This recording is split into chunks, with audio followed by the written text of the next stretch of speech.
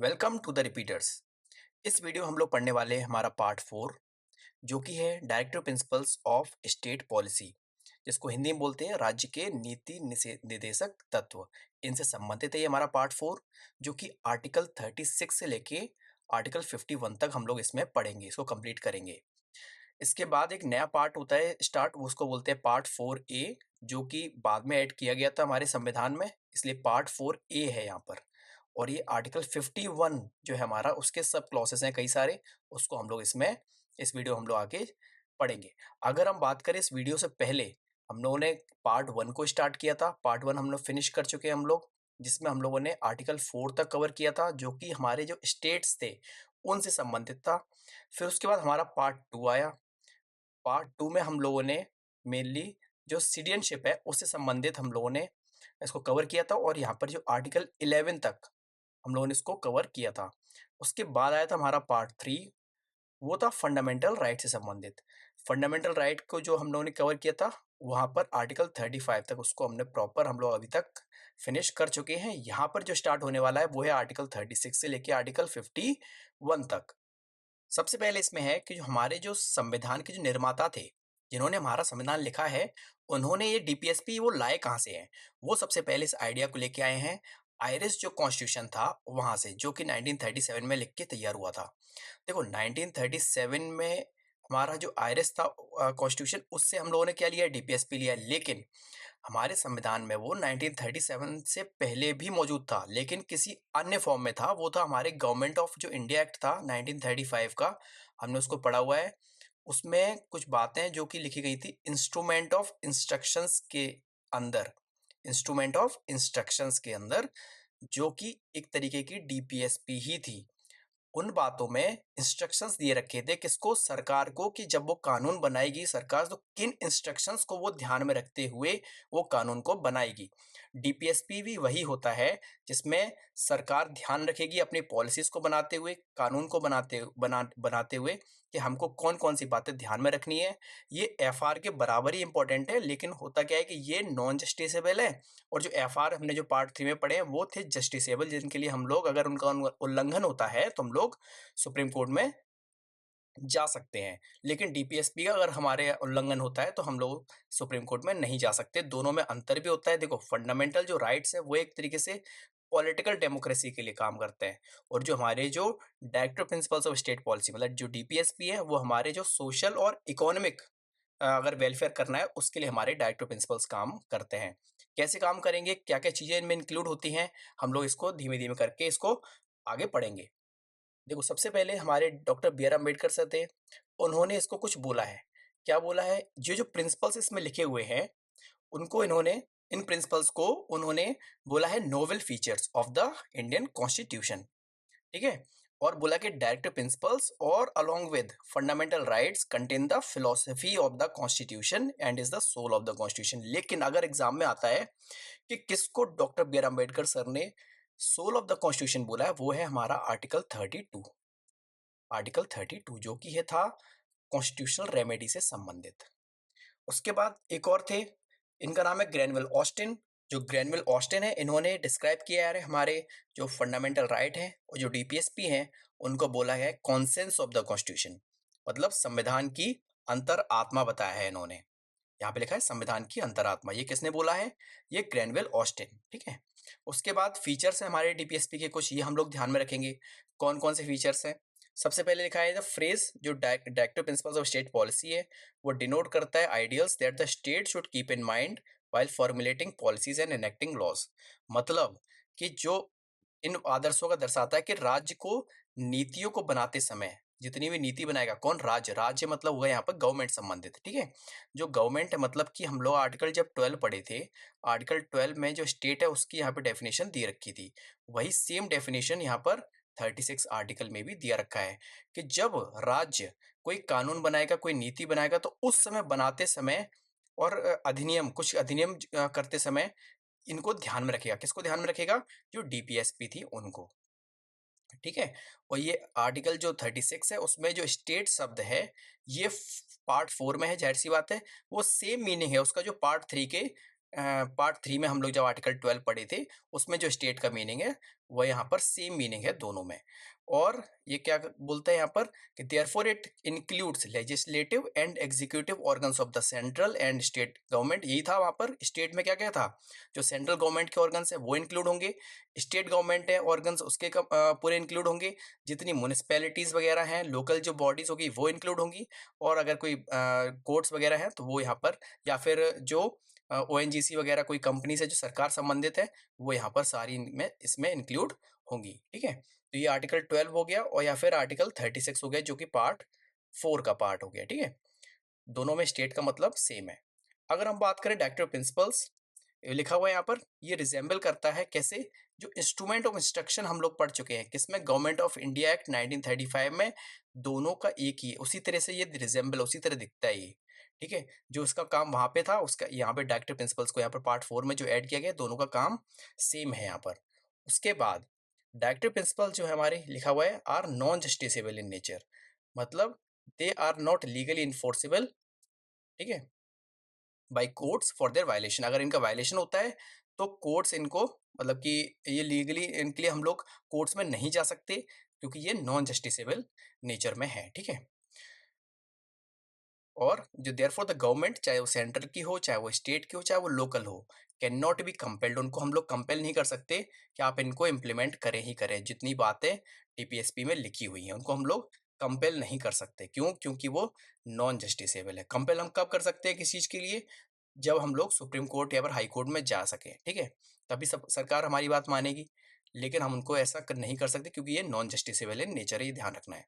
और आर्टिकल जो 37 है वो itself says that these principles are fundamental in the governance of the country and it shall be the duty of the state to apply these principles in making laws। हो गया, हम लोग 12 वही बात पढ़ रहे हैं। आर्टिकल 37 में वही बोला गया है कि जब ये इतने प्रिंसिपल्स इतने ज़्यादा इंपॉर्टेंट है फॉर द गवर्नेंस, जब हम लोग सरकार जो हमारी चलती है उसके गवर्नेंस के लिए ये प्रिंसिपल्स बहुत ज़्यादा इंपॉर्टेंट है, और ये ड्यूटी है स्टेट की कि इन प्रिंसिपल्स को क्या करे, ध्यान में रखे जब वो कानून बनाए। ठीक है, इनको ध्यान में रखना है उनको। और ये तो बात हम लोग पहले बोल चुके हैं, DPSP resembles by instrument of instruction initiated in the government of India act 1935, जो पहले गवर्नमेंट ऑफ इंडिया एक्ट 1935 में लिखा हुआ है, उसी तरीके से हमारे जो इंस्ट्रूमेंट ऑफ इंस्ट्रक्शन की तरह ही हमारे डीपीएसपी दिखते हैं। फिर डीपीएसपी को यहाँ पर बोला गया 3 तरीके से बांटा गया है। पहला क्या तरीका है, सोशलिस्टिक प्रिंसिपल्स में। दूसरा इनको बांटा गया है गांधीयन प्रिंसिपल्स में। और तीसरा बांटा गया है इसको, जो तीसरा जो है हमारा वो है क्या, लिबरल इंटेलेक्चुअल। अब लिबरल इंटेलेक्चुअल और जो पर्सन इंटरनेशनल प्रिंसिपल इसी में आ गए। ठीक है, तो ये हो गया हमारा सेकंड, और तीसरा हमारा हो गया लिबरल इंटेलेक्चुअल। ठीक है, ये हो गया थर्ड। अब पार्लियामेंट क्या लिखा है यहाँ पर, parliament can amend DPSP for implementing DPSP so long as the amendment does not damage और destroy the basic structure of the constitution. मतलब पार्लियामेंट के पास पावर है, वो डीपीएसपी को इम्प्लीमेंट करने के लिए यहाँ पर अमेंडमेंट ला सकती है, तब तक ला सकती है जब तक बेसिक स्ट्रक्चर हनन ना होता हो। क्योंकि आगे हम लोग पढ़ेंगे कि क्यों पार्लियामेंट डीपीएसपी को इम्प्लीमेंट करना चाहती है, और क्यों सरकार चाहती थी कि कॉन्स्टिट्यूशनल अमेंडमेंट एक्ट हो किसमें, फंडामेंटल राइट में। हम लोग फंडामेंटल राइट को अमेंड करके हम लोग उसमें डीपीएसपी ऐड कर दें। हम लोग पहले भी हम लोग कई सारे आर्टिकल से हम लोग पढ़ चुके हैं। आर्टिकल 31 हम लोग पढ़ चुके हैं, इसके पार्ट बने थे ए, बी और सी, है ना। तो ऐसे इन आर्टिकल्स को हम लोग दोबारा फिर से देखेंगे आने वाली वीडियो में। ठीक है, इसमें आगे देखते हैं क्या क्या है। सबसे पहले तो आर्टिकल जो 36 हो गया हम लोग पढ़ चुके हैं, इसमें डेफिनेशन है किसकी, स्टेट की। सेकंड जो आर्टिकल हमारा 37 है, जो कि करता है provision in this article are not enforceable by any court, ये तो हमको पता चली गया है। ठीक है, हम लोग क्योंकि ये नॉन जस्टिसेबल इन नेचर है। आर्टिकल 38 में आते हैं, ये संबंधित है हमारे वेलफेयर ऑफ द पीपल के संबंधित। ठीक है, क्योंकि यहाँ पर लोगों के भलाई के लिए बात करी जा रही है, promotion of welfare of the people, इसको हम लोग याद रख लेंगे। 38 वाला जो आर्टिकल है, क्योंकि स्टेट सिक्योर करता है लोक कल्याण को बढ़ावा देने हेतु राज्य आर्थिक, राजनीतिक और सामाजिक व्यवस्था सुनिश्चित करे। किसकी किसकी ड्यूटी है ये, स्टेट की ड्यूटी है, तो ये ध्यान रखना है। इसके बाद जो हमारे आर्टिकल्स है, आर्टिकल 39, इसको हम लोग को काफी अच्छे से पढ़ना है क्योंकि इससे संबंधित क्वेश्चंस आते हैं। 38 का भी क्वेश्चन आता है। ठीक है, वेलफेयर ऑफ द पीपल हम लोग याद रखेंगे, कहीं भी दिखता है तो मैच द फॉलोइंग में 38 को हम लोग वेलफेयर ऑफ द पीपल से इंक्लूड वो कर देंगे। ठीक है, मैच कर देंगे। लेकिन अगर हम बात करते हैं 39 आर्टिकल की, 39 आर्टिकल के 2 पार्ट हैं। एक तो 39 स्वयं है और एक है इसका एक और पार्ट जिसको बाद में ऐड किया गया है, वो है आर्टिकल 39 का ए, ठीक है? अच्छा, पहले देखो आर्टिकल जो 39 है इसमें कई सारे सब क्लॉज़ हैं। एक है छोटे-छोटे क्लॉज़ हैं ए, बी, सी, डी और ई। ये क्लॉज़ेस क्या कहते हैं? पहला जो क्लॉज़ है वो संबंधित है लाइवलीहुड से संबंधित, किसी के जीवन यापन से संबंधित। लाइवलीहुड हो गया, उससे संबंधित। जो दूसरा क्लॉज़ है ये संबंधित है मटेरियल जो रिसोर्स है उसको समाज में समान-समान बाँटना है। मटेरियल रिसोर्स से संबंधित, ठीक है? ये हो गया। तीसरा जो है ये सी से कंसंट्रेशन ऑफ वेल्थ याद रख सकते हैं, ठीक है? इसका एफ भी है, ठीक है? कंसंट्रेशन ऑफ वेल्थ, सी से कंसंट्रेशन ऑफ वेल्थ, ये याद रखना है, कंसंट्रेशन की बात हो रही है। फिर डी, डी मतलब equal pay for equal work, यहाँ लिखा भी होगा, ये इंपॉर्टेंट है, ठीक है? कौन सा? Equal pay for equal work, ठीक है? Equal pay for equal work, ये याद रखना है। ई जो है हमारा ये है यहाँ पर ह्यूमन कंडीशन, मतलब कि जो चाइल्ड के जो अब्यूज होता है ना उससे संबंधित है ये, ठीक है? चाइल्ड के अब्यूज से संबंधित है, चिल्ड्रन अब्यूज। और जो 6 वाला है ये है हेल्दी डेवलपमेंट ऑफ चिल्ड्रन, मतलब चिल्ड्रन के हेल्थ से संबंधित है, ठीक है? चिल्ड्रन के हेल्थ से संबंधित। तो ऐसे याद रखना है, हम लोग उसको कई बार रिपीट करेंगे तो अपने आप ही याद आ जाएगा हमको। कौन सा? ए वाला हो गया लाइवलीहुड, बी वाला मटेरियल रिसोर्स, सी वाला कंसंट्रेशन ऑफ वेल्थ, डी वाला हो गया equal pay for equal work और ई वाला हो गया चाइल्ड अब्यूज संबंधित और यहाँ पर एफ वाला हो गया healthy development of the children. हो गया। इस तरीके से हम लोग ये 39 के सब जो क्लॉज हो गए उनको याद रखेंगे, सब आर्टिकल्स। अब एक जो आर्टिकल है 39 का ए, ये बहुत ज्यादा इंपॉर्टेंट आर्टिकल है, इसको 42nd अमेंडमेंट हुआ था 1976 का, इसमें ऐड किया गया था। कौन सा ये आर्टिकल? कि equal justice and free legal add, free legal निःशुल्क विधिक सहायता, मतलब अगर किसी व्यक्ति को क्या करना है, अगर सुप्रीम कोर्ट में या हाई कोर्ट में या किसी डिस्ट्रिक्ट कोर्ट में जाना है अपनी बात को यहाँ पर माने के लिए किसी केस को लड़ने के लिए, तो उसके लिए निःशुल्क विधिक सहायता यहाँ पर प्रदान की जानी चाहिए। ये इसमें लिखा हुआ है 39 के ए में। अब यहाँ से स्टार्ट होते हैं हमारे आर्टिकल 40 और जो हमारे जो सोशलिस्टिक जो आर्टिकल्स हैं जितने भी, क्योंकि ये सोशलिस्टिक चल रहा है सबसे पहले, है ना? उसके बाद बीच-बीच में आते हैं कई सारे जो गांधीयन संबंधित कुछ आर्टिकल्स हैं और कुछ आर्टिकल्स हैं हमारे लिबरल इंटेलेक्चुअल से संबंधित। उनको हम लोग अलग-अलग सेपरेट भी पढ़ेंगे। पहले हम लोग देख लेते हैं सारे ही जितने भी आर्टिकल्स हैं उनको। आर्टिकल जो हमारा 40 है, 40 हमारा विलेज पंचायत की ऑर्गेनाइजेशन से संबंधित। ठीक है? सबसे पहले ज़ाहिर-सी बात है गांधी जी ने बात रखी थी किसकी? पंचायत के निर्माण की, तो यहाँ पर ज़ाहिर-सी बात है ये हो गया गांधीयन से संबंधित, ठीक है? गांधी जी का जब सपना था हमारा देश जब आज़ाद हुआ, तो गांधी जी चाहते थे कि जो लोगों के पास गवर्नमेंट होनी चाहिए, ठीक है? सरकार बना दी आपने दिल्ली में, लेकिन लोगों के पास पावर तभी आएगी तब जब लोग क्या बोलते हैं, लोगों को भी मौका मिले यहाँ पर अपनी सरकार बनाने का। तो सेल्फ गवर्नमेंट कब हो सकता है? जब गाँव में गवर्नमेंट बनी, ठीक है? तो विलेज पंचायत हो गई, ठीक है? इसके लिए आर्टिकल 40 बना हुआ है। फिर हमारा आर्टिकल 41 ये फिर सोशलिस्टिक में आ गया, ठीक है? जो हम लोग 39 पढ़े थे ना आर्टिकल, वो भी सोशलिस्टिक से ही संबंधित था और ये 41 आर्टिकल है, ये भी सोशलिस्टिक से ही संबंधित है। 41 आर्टिकल में सबसे पहले बात करी जा रही है यहाँ पर काम की, कि किसी व्यक्ति को सबसे ज़्यादा इम्पोर्टेंट क्या होता है? सबसे ज़्यादा इम्पोर्टेंट होता है काम।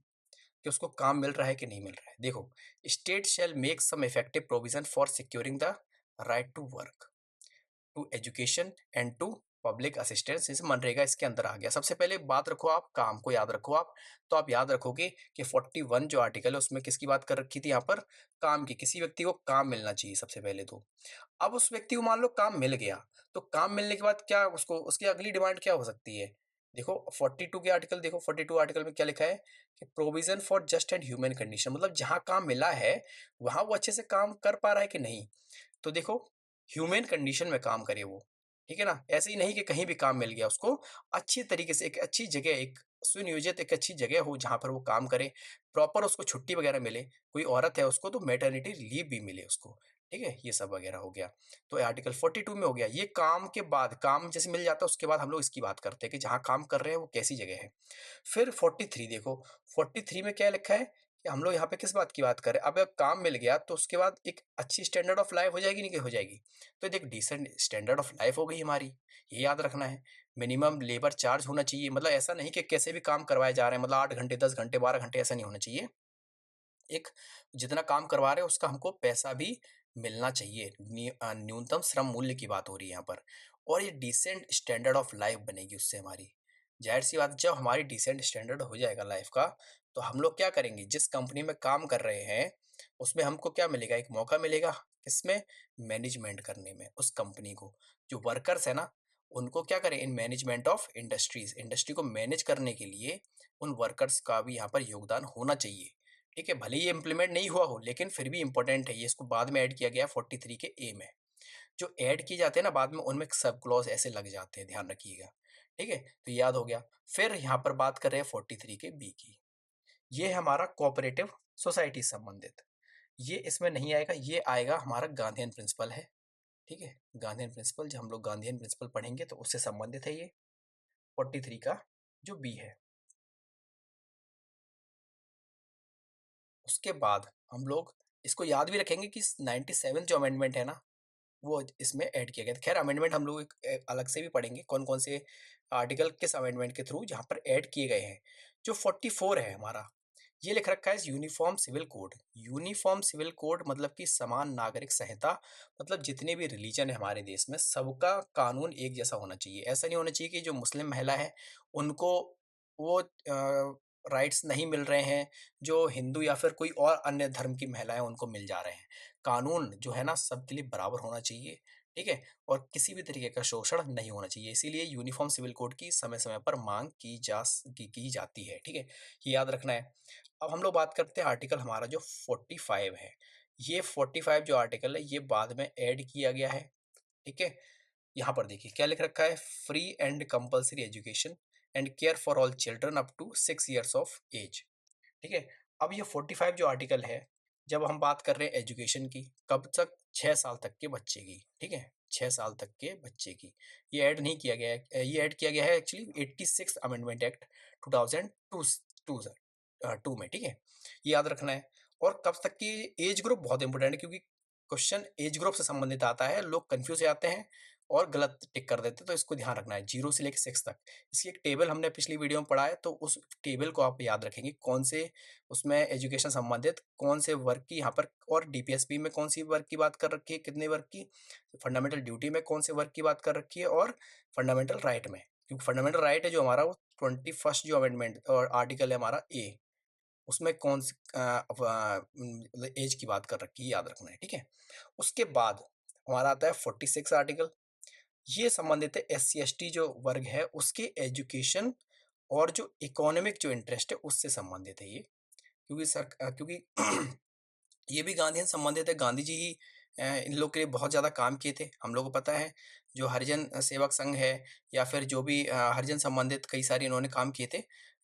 जब बी आर अम्बेडकर सर से साहब से मिले थे इन्होंने, मिले थे जेल में, तब इन्होंने बहुत सारे यहाँ पर नए जो काम इन्होंने चालू किए थे, ताकि सारे जितने वर्ग हैं सब एक साथ खड़े होकर भारत की आज़ादी के लिए लड़े। ठीक है, ये हो गया 46 वाला आर्टिकल।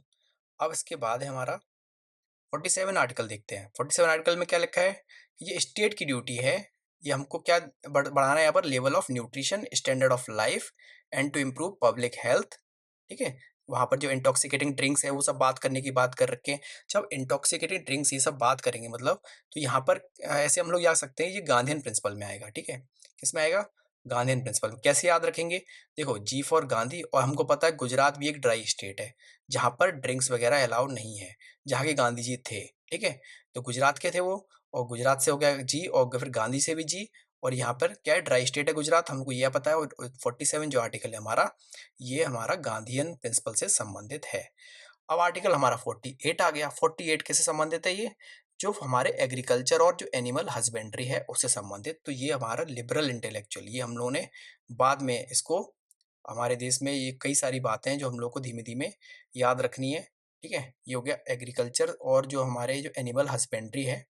ठीक है, उसको साइंटिफिक लाइंस पे बनाना है। जब साइंटिफिक लाइन से बात आएगी तो फिर एनिमल हस्बेंड्री की, ओ क्या बोलते हैं, लिबरल इंटेलेक्चुअल वाली बात आएगी इसमें। ठीक है, और फिर आगे यहाँ पर 48 का ए, ये है protection and improvement of environment and safeguard for of forests and wild life. ये क्या है, ये देखो, जब हम लोग पता है कि वाइल्ड लाइफ प्रोटेक्शन एक्ट आया, वाइल्ड लाइफ प्रोटेक्शन एक्ट आया 1972 में। ये उसके बाद 1976 में हमारे संविधान में भी इसको ऐड कर दिया गया। ये बहुत ज़्यादा इंपॉर्टेंट है। 48 का एक क्वेश्चन सीधे-सीधे पूछते हैं इससे, ठीक है? फिर है हमारा आर्टिकल 49। ये है मॉन्यूमेंट्स और जो प्लेसेस हैं, ऑब्जेक्ट्स हैं ऑफ नेशनल इंपॉर्टेंस, उनको प्रिजर्व करने के लिए, उनके प्रोटेक्शन के लिए यहाँ पर सरकार को बोला गया है कि आप ऐसे कानून यहाँ पर बनाएँ ताकि हम उनको प्रोटेक्ट कर सकें, जो हमारे कल्चरल हेरिटेज है। आर्टिकल जो 50 है उसके बाद, ये है जुडिशरी को एग्जीक्यूटिव से सेपरेट करता है। देखो ये बहुत ज़्यादा इंपॉर्टेंट है। अगर जुडिशरी सेपरेट नहीं होगी हमारे एग्जीक्यूटिव से, तो क्या हो जाएगा? दोनों मिलके काम करेंगे तो हमारे संविधान में पता ही नहीं चलेगा कौन सा क्या बोलते हैं, कौन सा कानून सही है, कौन सब चेक करता है? चेक करता है जुडिशरी। और जुडिशरी जब मिल जाएगा किससे? एग्जीक्यूटिव से, जो कानून बना रहा है, जो कानून एक्चुअली इम्प्लीमेंट कर रहा है, तो फिर क्या हो जाएगा? हमारे जो 3 ऑर्गन्स हैं वो सही से काम नहीं करेंगे, हमारी डेमोक्रेसी उस अच्छी तरीके से काम नहीं कर पाएगी जो उसको करना चाहिए। क्योंकि देखो 3 ऑर्गन्स हैं, कौन से? लेजिस्लेटिव, एग्जीक्यूटिव और जुडिशरी। हमको ये पता है कि ये दोनों तो चलो मिलके काम करते हैं, ठीक है? क्योंकि हमारे देश में एक रिस्पॉन्सिबल गवर्नमेंट बननी है। लेकिन जुडिशरी को इनसे अलग ही रखना है, ठीक है? तो वही यहाँ पे लिखा रखा है आर्टिकल 50 में, और ये भी लिबरल इंटेलेक्चुअल का पार्ट है, separation of judiciary from executive, याद रखना है इसको। फिर हमारा 51 आर्टिकल जो कि संबंधित है इंटरनेशनल पीस और सिक्योरिटी, हमको प्रमोट करनी है अपने देश में, देश में क्या दुनिया में ही। तो उसके लिए हम लोग को 51 आर्टिकल है, ये भी लिबरल इंटेलेक्चुअल से संबंधित है और ये एक्सटर्नल अफेयर से संबंधित है। देखो कोई भी हमको ऐसी बातें नहीं बोलनी चाहिए ताकि जिससे हमारे देश के जो रिश्ते हैं वो संबंधित जो अन्य देश है उससे खराब हो। तो ये चीज़ ध्यान में रखनी है, इसीलिए आर्टिकल 51 में पहले से ही ये चीज़ें मेंशन है। फिर देखो यहाँ पे फिर से बताया गया है, जो एज ग्रुप संबंधित जो क्वेश्चन आता है बार-बार, इसको ध्यान में रखना है। आर्टिकल देखो 45 देखो, 45 में क्या लिखा है? Free provision for free and compulsory education and care for all children up to 6, मतलब 0 टू 6 की बात कर रखे हैं। और यहाँ पर देखो 51 के एक-एक के में जो सबसे लास्ट में ऐड किया गया है 86th अमेंडमेंट, चाहे ये वाला हो चाहे ये वाला हो। इसमें देखो 6 टू 14 जो एज ग्रुप है उसकी बात हो रही है। तो याद रखना है कौन से में कौन सी एज ग्रुप की बात हो रही है, ठीक है? क्योंकि एग्जाम में कंफ्यूज होते हैं, फिर गड़बड़ हो जाती है। अब देखो क्लासिफिकेशन ऑफ डीपीएसपी। डीपीएसपी को देखो हमने बताया ना कि सेपरेट करेंगे अब सारे आर्टिकल्स को। कौन से आर्टिकल्स में क्या-क्या है? देखो सबसे पहले 38 आर्टिकल हमने पढ़ा था, ये था वेलफेयर ऑफ स्टेट से संबंधित, ठीक है? 39 आर्टिकल, इसके हमने बताए थे 6 पार्ट्स। 6 पार्ट कौन-कौन से हैं? पहला पार्ट था लाइवलीहुड से संबंधित, दूसरा पार्ट बी, ये पार्ट था मटेरियल रिसोर्स से संबंधित, ठीक है? सी, ये था कंसंट्रेशन ऑफ वेल्थ, सी से कंसंट्रेशन।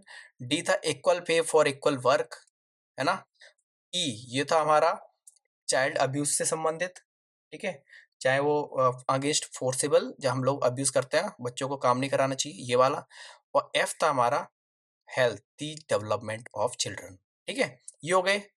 फिर था 39 का ए, ये था equal justice and free legal add, मतलब निशुल्क विधिक सहायता, ये था 39 का ए। अब आते हैं यहाँ से, ये जो कहानी हमारी स्टार्ट हो जाती है, ये थी पहली राइट टू वर्क। सबसे पहले काम दिलवाया उनको, ठीक है? काम दिलवा दिया। फिर 42 में क्या दिलवाया? यहाँ पर कि डिसेंट, मतलब कि जहाँ पे काम हो रहा है ना वहाँ पे अच्छी एक ह्यूमन कंडीशन होनी चाहिए, काम करने वाली जगह होनी चाहिए अच्छी, ठीक है?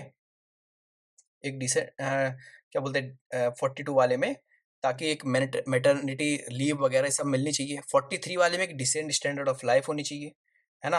और 43 के ए वाले में कि मैनेजमेंट ऑफ इंडस्ट्री में जो वर्कर्स हैं उनका पार्टिसिपेशन होना चाहिए। और 47 में यहाँ पर जब ये सब हो जाएगा तो न्यूट्रिशन की बात हो जाएगी, अच्छे अच्छे न्यूट्रिशन मिल जाएगा उनको। तो ये 47 में न्यूट्रिशन वाली बात आ गई। गांधीयन की बात करें तो 40 में हमारे बात कर रखी थी हम लोग विलेज पंचायत संबंधित, है ना? 43 जो हम हमारा था, हमने पढ़ रखा था कि 43 में क्या था? कोऑपरेटिव सोसाइटी या फिर कॉटेज इंडस्ट्री। देखो ये वाला था 43 कॉटेज इंडस्ट्री संबंधित, कुटीर उद्योग, जो गाँव में जो उद्योग बनते हैं ना, कॉटेज इंडस्ट्री, उनकी बात हो रही है। फिर 43 का बी, ये था कोऑपरेटिव सोसाइटी संबंधित, ठीक है? और 46 ये था हमारे जो एससी एसटी वर्ग होते हैं उनकी एजुकेशन संबंधित, ये पढ़ा था।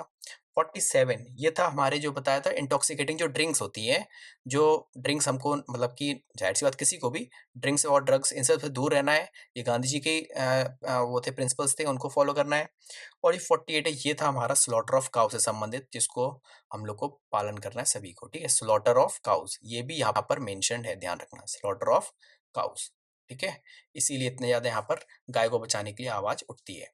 फिर लिबरल इंटेलेक्चुअल की बात करें, कौन-कौन से इसमें आर्टिकल, पहला यूनिफॉर्म सिविल कोड, सबके लिए समान कानून होने चाहिए। 45 जो एजुकेशन संबंधित है, ठीक है। 48 का ए, ये हो गया हमारा जो एनिमल हस्बेंड्री जो ऑन साइंटिफिक लाइन्स, उसकी बात हो रखी, ये हम लोग पढ़ चुके हैं। 49 इसको बोल रहे हैं कि सेपरेट करना है हमारा, ठीक है, सॉरी 49 है हमारा जो मॉन्यूमेंट्स वगैरह है इन सबको हमको प्रोटेक्ट करना है, ठीक है। 50 था सेपरेट करना है किसको, जुडिशरी को, एग्जीक्यूटिव जुडिशरी को किससे, लेजिस्लेट एग्जीक्यूटिव से। और 51 था हमारा इंटरनेशनल पीस हमको मेंटेन करना है। ये हो गया लिबरल। ये ऐसे तरीके से हमने सारे जो डीपीएसपी हैं के उसके आर्टिकल्स हैं उनको 3 भागों में डिवाइड किया हुआ है। पहला सोशलिस्टिक, दूसरा गांधीयन, तीसरा लिबरल इंटेलेक्चुअल। अब देखो कई सारे आर्टिकल्स समय-समय पर जो ऐड किए गए हम लोग पढ़े भी हैं ऊपर, उनको कब-कब ऐड किया गया है, कौन-कौन से संविधान संशोधन से ऐड किया गया है, इनको भी ध्यान रखना है। देखो सबसे पहले जो हमारा 42वां संविधान संशोधन है उसको याद रखेंगे। उसके थ्रू हम लोगों ने 4 आर्टिकल यहाँ पर ऐड किए गए हैं, ठीक है? कौन-कौन से 4 आर्टिकल्स हैं सबसे पहले देख लो। पहला आर्टिकल है यहाँ पर सिक्योर करना है opportunities for healthy development of children. जब हेल्दी डेवलपमेंट ऑफ चिल्ड्रन है हम लोग पढ़ चुके हैं बार-बार, ये 39 के एफ में ऐड किया रखा है, ठीक है? दूसरा है free legal aid to the poor, ठीक है, ये पढ़ रखा है हम लोग 39 के ए में, ठीक है, equal justice and free legal aid to the poor. 43 का ए, यहाँ पर ये participation of workers in the management of industries, ये भी हम लोग पढ़ रखे हैं, ठीक है। ये हो गया 43 का ए। और 43 का यहाँ पर 48 का जो ए है कौन सा था कि इन्वायरमेंट को सेफगार्ड करना है और जो हमारी जो फॉरेस्ट उनको भी सेफगार्ड करना है, वाइल्ड लाइफ को भी, ठीक है। ये हो गया 48 का ए। तो इस तरीके से, और ये हमारा जब वाइल्ड लाइफ प्रोटेक्शन एक्ट आया था तब हम लोगों ने इसको ऐड किया है 42nd कॉन्स्टिट्यूशनल अमेंडमेंट एक्ट 1976 के थ्रू। उसके बाद जब हमारा 44वां संविधान संशोधन आया तो हम लोगों ने इसमें क्या ऐड किया गया ये देख लो। जो हमारा आर्टिकल 38 है, जो हम लोग वेलफेयर ऑफ द पीपल की बात कर रखे हैं ना, वेलफेयर ऑफ द पीपल, तो उसमें कुछ चीजें इसमें ऐड कर दी इन्होंने ऊपर। वेलफेयर ऑफ द पीपल के आगे क्या बोल दिया कि स्टेट को मिनिमाइज करना है inequality in income, status, facility और अपॉर्चुनिटी। इन सब में जो इनइक्वालिटी है ना उनको कम करना है, ठीक है, मिनिमाइज करना है उसको, ठीक है, याद रखना है इसको, ठीक है, इसको भी याद रखना है, inequality in income, status, facility and opportunity. और वेलफेयर ऑफ द पीपल तो है ही इसमें 38 आर्टिकल में। 86th अमेंडमेंट हमने देख लिया, एजुकेशन से संबंधित था, जिसमें हमने आर्टिकल 38 ऐड किया है, 31 का ए ऐड किया है, और इसमें जो 45 हमारा आर्टिकल है वो, और 39 का ए एक आर्टिकल है जो कि अजी तो हो ही गया, हम लोग पढ़ चुके हैं इसको। ओके, उसके बाद हमारा जो 97th अमेंडमेंट है उसको हमने पढ़ा है, कोऑपरेटिव सोसाइटी संबंधित है ये, ठीक है, कोऑपरेटिव सोसाइटी जो कि गांधीयन प्रिंसिपल में ऐड हुआ है। 97th अमेंडमेंट एक्ट ऑफ 2011, इसको भी याद रखना है, ठीक है।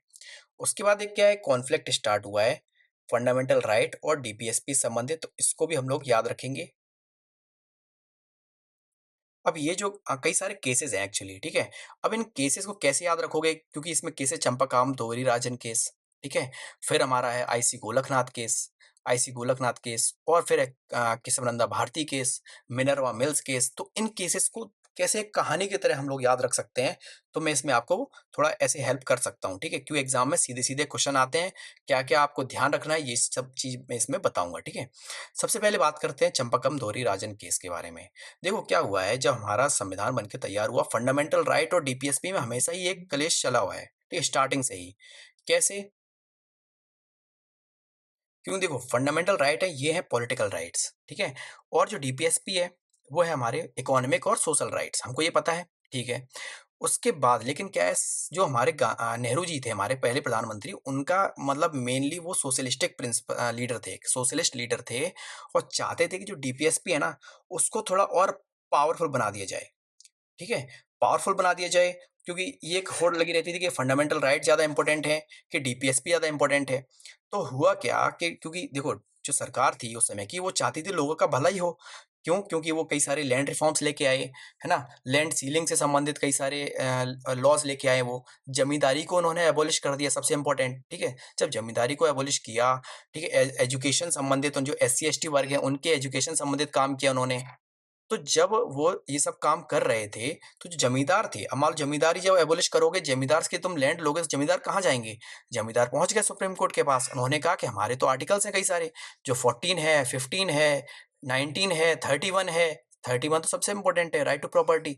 ऐसे आर्टिकल्स हैं हमारे पास जो दिए रखा है और फिर भी आप हमारी ज़मीनें ले रहे हो, तो क्या हुआ? तो सुप्रीम कोर्ट के पास पहुँच गए, है ना? सुप्रीम कोर्ट के पास पहुँच गए, लेकिन ये स्टार्टिंग यहाँ से नहीं हुई। वो क्या स्टार्टिंग कहाँ से हुई? ये चंपकम दोरीराजन केस जो हुआ 1951 का पहला ही केस, ठीक है? इस केस में हुआ क्या है यहाँ पर, एक चंपाकम करके एक व्यक्ति थे, तो वो कहाँ पहुँच गए? सुप्रीम कोर्ट पहुँच गए। क्यों पहुँच गए? क्योंकि एक उन्होंने एग्ज़ाम दिया मेडिकल और इंजीनियरिंग कॉलेज का एग्ज़ाम कोई था, ठीक है? मद्रास स्टेट में।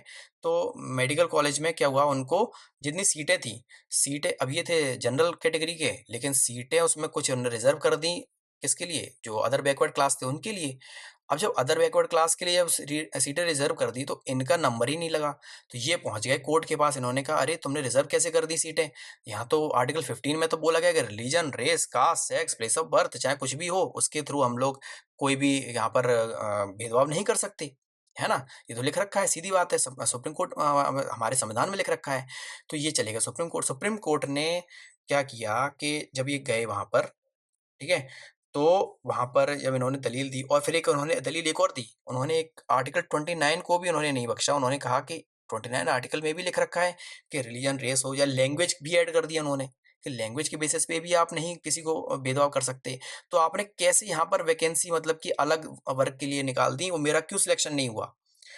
तो वहाँ पर सुप्रीम कोर्ट जो थी उन्होंने कहा कि आप यहाँ पर रुक जाइए थोड़ा, यहाँ पर बोला है कि आपकी बात एकदम सही है और फंडामेंटल राइट को इन्होंने बोल दिया कि ये प्रिवेल करेगा। और क्योंकि सरकार बोली ना कि हमको भी तो डीपीएसपी में लिखा हुआ है कि हमको वेलफेयर ऑफ द पीपल का काम करना है। सरकार भी जवाब देगी ना उसमें। सरकार ने यही कहा कि हम तो पिछड़े वर्ग के लोग के लिए काम कर रहे हैं, हमने इसीलिए उनकी सीट रिज़र्व कर दी, है ना? लेकिन सुप्रीम कोर्ट बोली नहीं, यहाँ पर फंडामेंटल राइट ज़्यादा इम्पोर्टेंट है, डीपीएसपी उतना इम्पोर्टेंट नहीं है। बोला है कि फंडामेंटल राइट विल प्रिवेल, ठीक है? फंडामेंटल राइट क्या करेगा? Will prevail. और डीपीएसपी क्या है? Are subsidiary to fundamental right. हाँ, ये बोला है लेकिन उन्होंने कि फंडामेंटल राइट को आप अमेंड कर सकते हो, ठीक है? Fundamental right can be amended, ये बोल दिया बस उन्होंने। सरकार को यहाँ पर मिल गया एक मौका कि फंडामेंटल राइट को अमेंड कर सकते हैं, ठीक है? तो उन्होंने क्या कर दिया? अमेंड कर दिया। कैसे कर दिया? हम लोग आर्टिकल कुछ पढ़ चुके हैं पहले। कौन-कौन से आर्टिकल? आर्टिकल 31 का ए, 31 का बी पढ़ चुके हैं, नहीं पढ़ चुके हैं पहले, है ना? और 31 का सी। धीमे-धीमे इन्होंने इस त तीनों ही आर्टिकल इन्होंने यहाँ पे ऐड कर दिए। कई-कई चीज़ें अपने मन की डीपीएसपी से उठा के इनमें ऐड कर दी, ताकि डीपीएसपी को थोड़ा और पावरफुल दिखाया जा सके। ठीक है? तो हमको ये याद रखना है कि इस केस में क्या रखा है कि जो फंडामेंटल राइट विल प्रिवेल, पहली बात, है ना? जिसमें लिख रखा है फॉर्मल विल प्रिवेल, मतलब अगर बात होगी डीपीएसपी और किसकी, फंडामेंटल राइट की, तो यहाँ लिखा है ना फॉर्मर वुड प्रिवेल, मतलब एफआर जो है ना, पहले लिखा है ना एफआर, ये विल प्रिवेल। ध्यान रखना है, ये अब ऐसा कुछ आ जाए तो एग्ज़ाम में ये मानना है कि चंपकाम दोहरीराजन केस की बात हो रही है यहाँ पर। ठीक है? ये हो गया और DPSP are subsidiary to fundamental right. ये हो गया पहला केस खत्म। ठीक है? लेकिन ये ध्यान रखना है इस केस में जो बोला गया था कि fundamental right can be amended, उसको ध्यान रखना है। हुआ क्या उसके बाद होता है कि 17th अमेंडमेंट एक्ट लेके आई कौन? सरकार। उन्होंने बोल दिया कि जो 31 का बी हमने पढ़ रखा है ना पहले, कि जिसमें जो 9th शेड्यूल है वो ऐड कर रखा है ना 31 के बी में। तो इन्होंने क्या किया कि जो पंजाब और राजस्थान की जितने भी लैंड रिफॉर्म्स थे उनने उठाया और जो 9th शेड्यूल है हमारा लैंड रिफॉर्म संबंधित, उसमें यहाँ पर पुट कर दिया। ठीक है? 39 31 के बी में। तो इसके तहत जब यहाँ पर, और ये क्या बोलता है ना कि आप जुडिशियल रिव्यू नहीं कर सकते सुप्रीम कोर्ट, ठीक है? तो अब ये जब ये बात आई किसके पास, क्या बोलते हैं, अब यहाँ पर थे एक आईसी गोलकनाथ। अब ये गोलकनाथ एक व्यक्ति हैं, ये कहाँ के? पंजाब के ही हैं। क्यों? क्योंकि उनकी ज़मीन भी छीन ली गई। किसके तहत? इसी तहत 17th अमेंडमेंट जो किया गया था, जहाँ पे पंजाब और राजस्थान की ज़मीनें उठा के यहाँ पर 9th शेड्यूल के अंदर पुट कर दी गई। बोला कि लैंड रिफॉर्म के संबंधित हम लोग 9th शेड्यूल में ऐड कर दे रहे हैं और आप क्या कर सकते हैं? सुप्रीम कोर्ट के पास, मतलब आप ये क्या है कि यहाँ पे एक तरीके से जुडिशियल रिव्यू यहाँ पर खत्म हो जाता है। लेकिन फिर भी वो कहाँ चले गए? सुप्रीम कोर्ट के पास चले गए। अब जब सुप्रीम कोर्ट के पास चले गए, सुप्रीम कोर्ट ने बोला कि आपने इनकी ज़मीन छीन ली। एक 11 जज बेंच बैठी और उन्होंने बोला कि 17th जो अमेंडमेंट आपने किया है, ये है एक अनकॉन्स्टिट्यूशनल और इनवैलिड है, इसको ख़त्म करिए आप। ये एकदम आपने गलत यहाँ पर अमेंडमेंट लेके आ गए। जब ये हो गया, सुप्रीम कोर्ट ने वहीं पर बोला parliament can not take away और abridge any of the fundamental right. यहाँ पर लिखा होगा, देखो ये यहाँ पे लिखा हुआ है, ruled that parliament can not take away और abridge any of the fundamental right which are sacrosanct in nature. ठीक है, लिखा हुआ है पूरा, यहाँ पर इसको आप पढ़ सकते हैं आईसी गोलकनाथ केस में। जब ऐसा हुआ, मतलब इसका ये हुआ कि fundamental right can not be amended for the implementation of the DPSP. आप डीपीएसपी को अमेंड करने के लिए आप फंडामेंटल राइट को आप अमेंड नहीं कर सकते, तो इसको याद रखना है। अब हुआ क्या, उसके बाद कई सारे और सरकार बिल लेकर आई, जैसे इसको सरकार सुप्रीम कोर्ट ने खारिज कर दिया 17th अमेंडमेंट को। फिर उसके बाद क्या, सरकार एक और लेके आई थी, हम लोग को याद हो कोई बैंक नेशनलाइजेशन करके एक आया था, है ना, जिसमें 14 बैंक नेशनलाइज करनी थी, तो सुप्रीम कोर्ट ने उसको भी नल एंड वॉइड कर दिया। फिर एक प्रीवी पर्स करके एक केस आया था, ये जो बैंक नेशनलाइज वाला केस है, जो आरसी कूपर करके कोई केस था, ठीक है, उसमें नल एंड वॉइड किया था। और उसके बाद एक प्रीवी पर्स करके केस आया था, उसको भी सुप्रीम कोर्ट ने उसको नल एंड वॉइड कर दिया। अब सरकार क्या हुई, सरकार भड़क गई। ठीक है, सरकार किसकी थी, इंदिरा गांधी जी की। इंदिरा गांधी एक बहुत मजबूत लेडी थी। ठीक है, उन्होंने क्या लिया, एक 24th अमेंडमेंट लेके आ गई। अब ये 24th अमेंडमेंट था, इसने पावर दे दिया पार्लियामेंट को कि पार्लियामेंट के पास कोई भी पावर है, आप कोई भी क्या कर सकते हैं, फंडामेंटल राइट को आप क्या कर सकते हैं, कॉन्स्टिट्यूशनल अमेंडमेंट एक्ट के थ्रू आप उसको ले सकते हैं, मतलब खत्म कर सकते हैं, किसी भी उसमें अमेंड कर सकते हैं, किसमें, फंडामेंटल राइट में। ठीक है, क्यों, क्योंकि आईसी गोलकनाथ केस में मना कर दिया, parliament can not take away और abridge any of the fundamental right. सरकार इसके खिलाफ चली गई, सरकार ने बोल दिया कि 24th अमेंडमेंट लेके आ गए और बोल दिया किसी भी उसको फंडामेंटल राइट को आप खत्म कर सकते हैं। अब ऐसा हुआ, फिर क्या कर दिया इन्होंने, एक और अमेंडमेंट लेके आ गए और बोल दिया कि हमने 31 सी जो आर्टिकल है हमारा, जिसमें इन्होंने 2 आर्टिकल, कौन-कौन से, आर्टिकल 39 का बी और 39 का सी उठा के डाल दिए इसमें। किसमें डाल दिए? 31 39 का बी और 39 का सी, ये डीपीएसपी है, ध्यान रखो। किसमें डाल दिया? आर्टिकल 31 के सी में। ठीक है? क्योंकि ये मटेरियल रिसोर्स से संबंधित और ये है कंसंट्रेशन ऑफ वेल्थ से संबंधित। हम लोग पढ़े हैं हमने जस्ट ऊपर, ठीक है? तो ये 31 सी में डाल दिया। अब जब ऐसा कर दिया इन्होंने, तो सुप्रीम कोर्ट के पास फिर आया कौन-सा, हमारा एक बहुत फेमस हमारा जजमेंट है, कौन-सा, केशव नंदा भारती केस। केशव नंदा भारती केस जब में पहुँचे, ठीक है, सुप्रीम कोर्ट ने बोला, अच्छा इन्होंने एक बात और बोली इसी में, एक तो ये ऐड कर दिया और दूसरा बोला कि कोई भी कानून अगर बनाती है सरकार इन दोनों डीपीएसपी को ध्यान में रखते हुए, तो सुप्रीम कोर्ट उसको नल एंड वॉइड भी नहीं करेगी, ये भी बोल दिया उन्होंने। ठीक है, केशव नंदा भारती केस आया।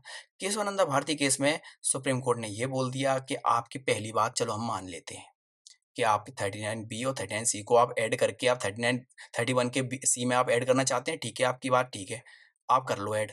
लेकिन ये जो दूसरा वाला बात बोले ना कि कोई भी कानून अगर इसको इम्प्लीमेंट करने के लिए आएगा, सुप्रीम कोर्ट उसको नल एंड वॉइड नहीं कर सकती, मतलब जुडिशियल रिव्यू आप सुप्रीम कोर्ट का छीन ले रहे हो, तो वो बात होगी आपकी गलत, आपकी वो बात नहीं मानी जाएगी।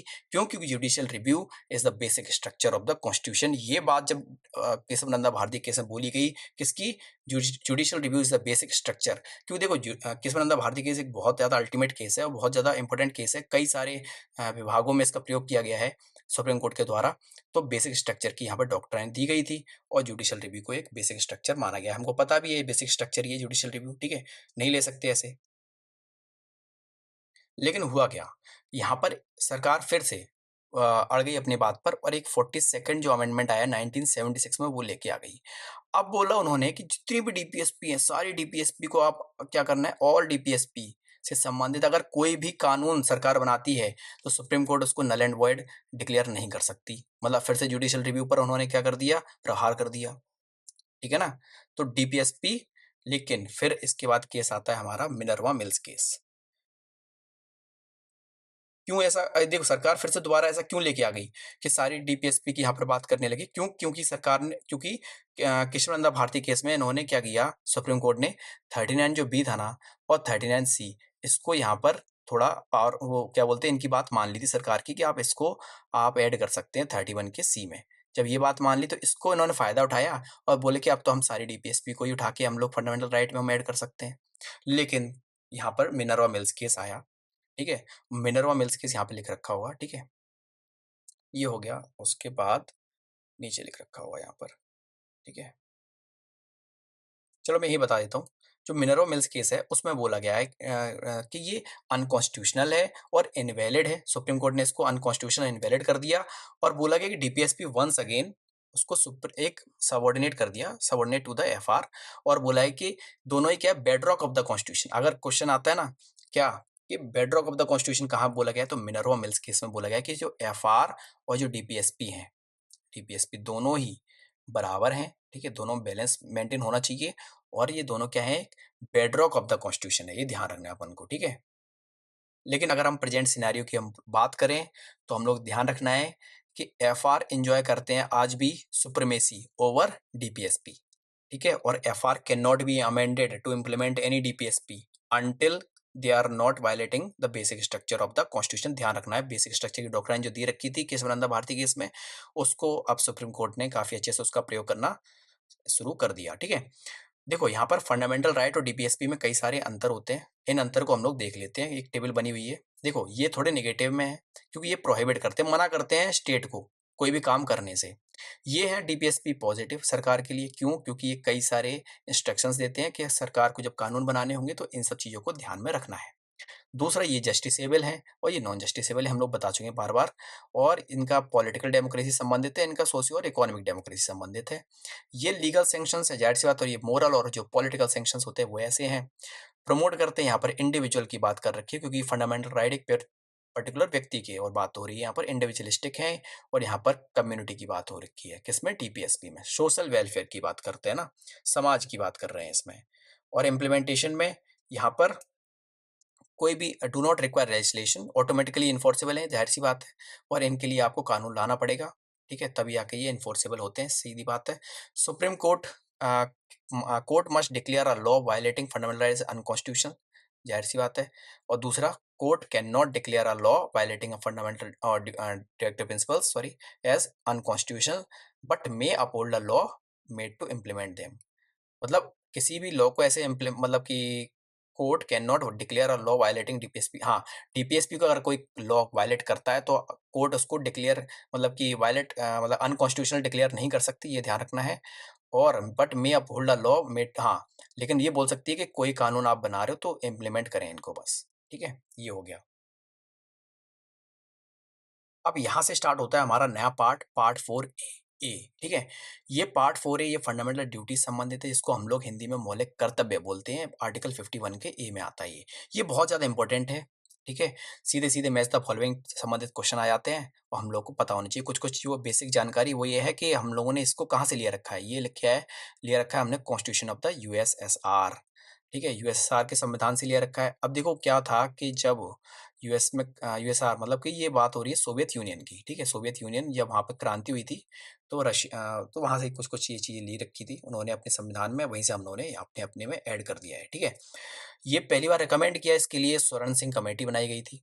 स्वर्ण सिंह कमेटी, इन्होंने यहाँ पर रिकमेंड 8 ड्यूटी करी थी, लेकिन हम लोग यहाँ पर 10 ऐड किए गए हैं, ठीक है? ध्यान रखिए कुछ जैसे एग्ज़ाम में आते हैं, एक बहुत फ़ेमस है कि राइट टू वो क्या बोलते हैं, वोट बोल रहा हूँ, हाँ, वोट और पे टैक्स, ये दोनों ही फंडामेंटल ड्यूटी नहीं है, ध्यान रखना है, ठीक है? पेइंग टैक्स ये क्वेश्चन आ जाते हैं, पे टैक्स ये दोनों ही फंडामेंटल ड्यूटी नहीं है, ये याद रखना है। इससे संबंधित क्वेश्चन आ जाते हैं, लोगों को कन्फ्यूज़ करने के लिए ऐसे ऑप्शन डाले जाते हैं। फिर फंडामेंटल ड्यूटी इंक्लूड किया गया है हमारे 42nd अमेंडमेंट एक्ट 1976 में। और कितनी फंडामेंटल ड्यूटी है, ध्यान रखो कितनी है, 11। पहले 10 थी, ठीक है, और एक बाद में ऐड कर दी गई है, अब कितनी हो गई है, 11। 11th ड्यूटी कब ऐड कर रखी है, यहाँ पर बताया रखा है 86 जो अमेंडमेंट था हमारा 2002 का, जो कि एजुकेशन संबंधित था ना, वो यहाँ पर वही यहाँ पर ऐड किया है 51 के ए के में, ठीक है, हो गया। नॉन जस्टिसेबल है नेचर में, ये भी याद रखना है। हम लोग इसके लिए इन्फोर्सेबल डीपीएसपी की तरह है, ये कोर्ट में नहीं जा सकते बस। कौन-कौन से हैं? अगर हमको एबीसीडी आती है, तो हम लोग इनको बहुत आसानी से याद रख सकते हैं, ठीक है? कोई ज़्यादा दिक्कत नहीं होगी हमको अगर एबीसीडी आती है तो। ज़ाहिर-सी बात सबको एबीसीडी आती है, तो हम लोग कैसे याद रखेंगे इसको हम बता देंगे अभी। देखो, ए देखो हम लोग पहले ए आती है हमारा, ए, यहाँ लिखो ए। ए से क्या हो गया? अबाइड, ठीक है? Abide by the constitution and respect national flag and national anthem. हमने भी ऐसे याद रखा था, आपको भी ऐसे याद रखना है। कोई ज़्यादा मतलब कि परेशानी होगी नहीं, ठीक है? अबाइड मतलब हो गया एक तरीके से रिस्पेक्ट करना है हमको हमारे कॉन्स्टिट्यूशन को, ठीक है? और ये नेशनल फ्लैग को, ये सब हो गया। हो गया बी। अब देखो बी, बी मतलब हम लोग को याद रखना है हमारे बापूजी। बापूजी हो गए, भगत सिंह हो गए, बॉस सुभाष चंद्र बोस थे, उनको याद रख सकते हैं। तो ये क्या है कि ये सब हमारे फ्रीडम स्ट्रगल से संबंधित थे व्यक्ति और इसी के बारे में बात हो रही है। ठीक है? बी से बापूजी याद रख लो, भगत सिंह याद रख लो, सुभाष चंद्र बोस याद रख लो, जिसको जो याद रखना है वो याद रख लो। तो फ्रीडम स्ट्रगल की बात हो गई। उसके बाद आता है हमारा सी। सी देखो हमारा एक शब्द है कंसोलिडेशन। कंसोलिडेशन मतलब होता है किसी को एकजुट करना। तो ये भी यहाँ पर बात एकजुट की ही कर रहा है। प्रोटेक्ट सोवरेनिटी एंड इंटीग्रिटी, है ना? इंटीग्रिटी की बात हो रही है, सोवरेनिटी और इंटीग्रिटी की बात हो रही है, सबको एक करना। कंसोलिडेशन मतलब भी होता है सभी को एक करना। ठीक है? डी, डी से तो हो ही गया डिफेंड। देख लो सामने, defend the country and render national service when called upon two do so. जब भी देश को आवश्यकता पड़ेगी तो आपको क्या करना पड़ेगा? देश की सुरक्षा के लिए आपको जाना पड़ेगा। ठीक है? ये हो गया। अब यहाँ पर बात आती है ई की। ई में देखो आती है बात इक्वालिटी। E for equality. अब इक्वालिटी मतलब सब बराबर। सब बराबर तब होंगे जब हमारे अंदर क्या आएगी? सेंस ऑफ कॉमन ब्रदरहुड, कि सब बराबर हों। कॉमन ब्रदरहुड, सामान्य भ्रातृत्व की भावना होनी चाहिए। उसके विकास के लिए हम लोग यहाँ पर ई हो गया। ई मतलब हो गया इक्वालिटी। ठीक है? और स्पिरिट ऑफ कॉमन ब्रदरहुड, ये हो गया। फिर उसके बाद आता है हमारा एफ। एफ अगर हम लोग किला घूमने जाते हैं, हम लोग पता है किला घूमने आते हैं, फोर्ट्स की बात हो रही है। किसकी बात हो रही है? फोर्ट्स, जितने हमारे फोर्ट थे। ठीक है? उनको प्रिजर्व करना है। तो प्रिजर्व किसको करना है? कंपोजिट जो कल्चर है हमारा। कल्चर मतलब क्या हो? जितने भी फोर्ट वगैरह सबको प्रिजर्व करना है हमको। ठीक है? तो यहाँ उसी की बात हो रही है। ठीक है? तो फोर्ट मतलब एफ, एफ और फोर्ट्स। ओके? जी, जी मतलब हम लोग याद रखेंगे ग्रीन। क्या? ग्रीन। ग्रीन मतलब प्रिजर्व नेचुरल इन्वायरमेंट। हो गया? ये बहुत इंपॉर्टेंट है। नेचुरल इन्वायरमेंट को प्रोटेक्ट करना है, सभी को करना है। ये हो गया ग्रीन। अब एच। एच, एच हो गया हमारा ह्यूमैनिज्म से संबंधित। एच फॉर ह्यूमैनिज्म, ह्यूमैनिटी, जो भी समझ लो आप। Develop scientific temper and humanism. ठीक है? ये हो गया हमारा एच। मानवतावाद का विकास करना, वैज्ञानिक दृष्टिकोण सभी में विकास, उसका विकास करना। फिर आ गया हमारा आई। आई आ गया यहाँ पर इंडिया की प्रॉपर्टीज। आई फॉर इंडिया, एक ही चीज आती है माइंड में आई से। I for India. तो इंडिया की जो प्रॉपर्टी है उसकी बात हो रही है यहाँ पर, याद रखना है। तो safe guard public property and avoid violence. फिर आ गया हमारा जे। जे, इसको थोड़ा दिक्कत आती है, लोग को कंफ्यूज होते हैं, मैं भी हो गया था कई बार। तो strive for excellence in all spheres, मतलब ये जैक ऑफ ऑल ट्रेड्स बोलते हैं। जैक ऑफ ऑल ट्रेड्स याद कर लो। ठीक है? मतलब सभी क्षेत्रों में अगर कोई उत्कृष्ट होता है ना, उसकी बात होती है। जैक ऑफ ऑल ट्रेड्स, अगर हम लोग पढ़ रखा है, ये एक तरीके का मुहावरा है इंग्लिश में। ठीक है ना? जैक ऑफ ऑल ट्रेड्स मतलब सभी चीजों में अगर कोई व्यक्ति उत्कृष्ट हो उसको बोलते हैं। तो वही चीज यहाँ पे बात हो रही है। J for jack of all trades, strive for excellence in all spheres. हम लोग एसएससी की तैयारी कर रहे हैं तब पता है हमको, J for jack of all trades. ठीक है? उसके बाद के, ये हमारा नया ऐड किया गया 86 अमेंडमेंट से। के फॉर किड्स, बच्चों की बात हो रही है यहाँ पर। के फॉर किड्स, 14 साल, 6 से 14 साल के बच्चों की बात हो रही है यहाँ पर, जो स्कूल जाते हैं उनकी बात हो रही है। ठीक है? कई सारे इंटरप्रिटेशन दिए रखे हैं यहाँ पर, इन इंटरप्रिटेशन को देख सकते हैं हम लोग। केटी शाह, ये डीपीएसपी एक तरीके का चेक है। और ना पे बैंक पेबल में only when the resource of the bank permit, जो भी है डीपीएसपी एक तरीके का चेक है जो बैंक की सुविधा अनुसार अदा किया जाता है। ठीक है? देखो, हम लोग लैंग्वेज में कंफ्यूज होते हैं, किसकी लैंग्वेज में? डीपीएसपी और क्या बोलते हैं, फंडामेंटल ड्यूटी के। कई बार क्या होता है एग्जाम में क्वेश्चन पूछा जाता है तो उसमें जो ऑप्शन होते हैं वो ऐसे समझ में नहीं आते कि कौन सा डीपीएसपी और कौन सा फंडामेंटल ड्यूटी है। आपको एक चीज ध्यान रखनी है कि एक्चुअली बात बोली किसको जा रही है ना? बात ये क्या ऐसी बात बोली जा रही है जो एक व्यक्ति कर सकता है। अगर कोई व्यक्ति कर सकता है तो जाहिर सी बात है फंडामेंटल ड्यूटी होगा वो, क्योंकि एक ड्यूटी व्यक्ति की होती है। और दूसरी बात हो रही है, अगर कोई कॉमन गुड की बात हो रही है और समान किसी की बात हो रही है कि सबके समान विकास की बात हो रही है, तो वो डीपीएसपी से संबंधित होगा। ऐसे याद रखना है हमको, कहीं कंफ्यूज ना हो। जब सबकी बात होगी तो डीपीएसपी की बात आ जाएगी। कोई इंडिविजुअल को अगर कोई इंस्ट्रक्शन दिए जा रहे हैं किसी काम करने के लिए तो फंडामेंटल ड्यूटी होगी वो। बी आर अम्बेडकर सर थे, उन्होंने बोला है कि like the instructions of instruction जो थे ना हमारे इंस्ट्रूमेंट ऑफ इंस्ट्रक्शन मतलब DPSP, which were issued to the governor general and to the governor of the colonies of India by the British government under the government of India 98 1935। ये मतलब ऐसी तरीके से, मतलब जो इंस्ट्रूमेंट ऑफ इंस्ट्रक्शन थे उसी तरह ये हमारे फंडामेंटल ड्यूटी हैं, जो कि इंस्ट्रूमेंट हैं इंस्ट्रक्शंस है एक तरीके से, किसके लिए? हमारे जो देश के नागरिक हैं उनके लिए, ये लिख रखा है यहाँ पर, ठीक है? हुआ क्या? हुआ क्या यहाँ पर, कुछ टाइम बाद यहाँ पर एक वर्मा कमेटी बनाई गई। ये बनाई गई है 1999 में। ये वर्मा कमेटी ने क्या है, कई सारी चीज़ें देखी कि समय-समय पर सरकार ने फंडामेंटल ड्यूटी को इम्प्लीमेंट करने के लिए, देखो फंडामेंटल ड्यूटी कोई मतलब जस्टिसेबल राइट्स तो है नहीं है, जस्टिसेबल तो है नहीं कहीं कि हम कोर्ट में जाएँ अगर कोई उल्लंघन होता है, लेकिन कई सारे लॉज़ बना सकते हैं ताकि लोग उन चीज़ों को ध्यान में रखते हुए उन चीज़ों को फ़ॉलो करें, ठीक है? जो फंडामेंटल ड्यूटी एक सरकार क्या करती है, बाध्य भी कर देती है कि लोग को इनको इन ड्यूटीज़ को तो फ़ॉलो करना ही करना है। तो वर्मा कमेटी ने बताया कि कई सारी ऐसी ड्यूटीज़ हैं जिनको बाध्य करने के लिए सरकार ने क्या किया है, कई सारे लॉज़ लेके आए हैं। जैसे कि एक लॉ है prevention of insults to national honour act 1971 में, जिसमें अगर हम नेशनल फ्लैग का, अगर नेशनल एंथम का हम लोग डिसरिस्पेक्ट करते हैं तो उसके संबंधित ये भी कानून यहाँ पर सरकार लेके आई थी। तो वर्मा कमेटी ने सिर्फ क्या किया है, कई सारे जो कानून बने हुए थे उनको बस इन्होंने ओवरलुक, मतलब एक सरकार वहाँ पर एक रिपोर्ट दी है कि ये कानून सरकार समय-समय पर बनाए रखी है, ठीक है? एक है यहाँ पर protection of civil rights act आया है 1955 का, ये याद रखना है। ये भी मतलब फंडामेंटल ड्यूटी को एनफोर्स करने के लिए ही बनाया गया था। लेकिन भले ही फंडामेंटल ड्यूटी इस समय बन के तैयार नहीं हुई थी, फिर भी। लेकिन ये एक तरीके से हेल्प कर रहा है। अनलॉफुल जो प्रिवेंशन एक्टिविटीज़ एक्ट है 1967 का, वो भी इसी से है। और बोला है कि जो डेवलपमेंट यहाँ पर वाइल्ड लाइफ प्रोटेक्शन एक्ट आया 1972 का, ये भी इसी से संबंधित है ना? क्योंकि यहाँ पर क्योंकि वाइल्ड लाइफ की बात, प्रोटेक्शन की बात हो रही है। फिर फॉरेस्ट कंजर्वेशन की बात हो रही है 1980 की। तो ये कैसे न कैसे कई सारे कानून हैं समय-समय पर सरकार लाई है, किसके इम्प्लीमेंटेशन ऑफ फंडामेंटल ड्यूटी, ताकि अच्छी तरीके से उनको यहाँ पर लोग फॉलो करें। ठीक है? यहाँ पे हमारा ये पार्ट खत्म होता है। अगले पार्ट में हम लोग जो यूनियन है उसको स्टार्ट करेंगे। Thank you.